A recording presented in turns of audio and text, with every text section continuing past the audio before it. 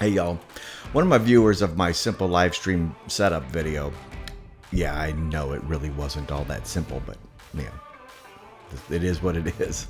They wanted to know how I set up my camera from start to finish.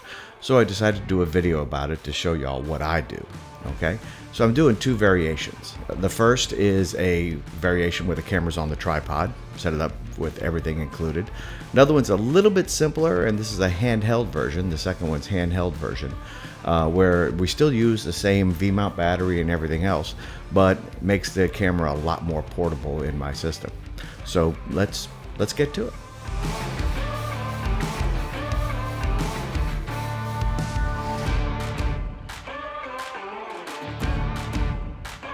Here's the first setup, the tripod setup, and it's actually the one with the most gear on board.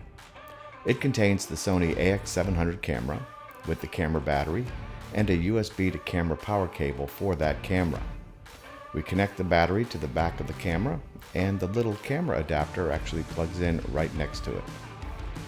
The next part is attaching a FeelWorld P5 Pro 5.5-inch monitor, and this monitor actually has a built-in connection on the back for a Sony style NPF battery and a Hollyland HDMI transmitter. I love that. We then connect the transmitter and the battery to the monitor. Now this battery is actually capable of powering both the monitor and the transmitter. And finally, I connect a 12-volt barrel to DTAP cable to power this part of the rig from the V-mount battery.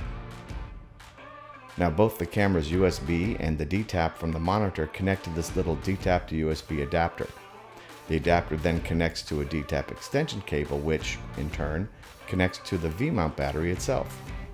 The battery that I like to use now is the PowerExtra BP 190 battery. The battery is attached to the tripod leg using a Camvate V-mount clamp. This little clamp has come in very handy.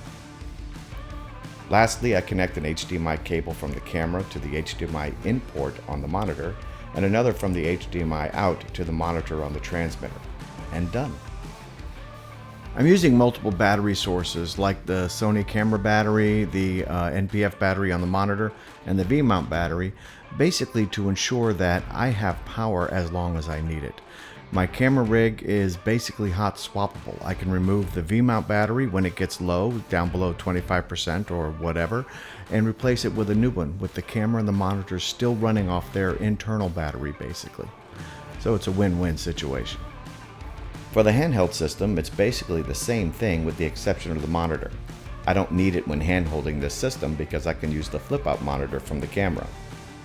The camera still has its battery and USB power sources attached, and I mount the transmitter using a cold shoe adapter on top of the camera. I add an NPF style battery and connect the same 12-volt barrel to DTAP adapter I used previously with the monitor. The USB and DTAP connect to the DTAP/USB adapter, and then the DTAP extension cable, and then finally to the battery. Basically just like before. Right now, I'm placing the battery into a pouch to hold it. That's not necessarily the optimum solution. I'm actually awaiting delivery of a small rig V-mount belt clip, which should work nicely. Now I have a portable battery-powered video rig that can last ages, and is also hot swappable. I'm trying to figure out a way to make the battery power for the A10 Mini and the YOLO box more hot swappable, but I'm open to suggestions.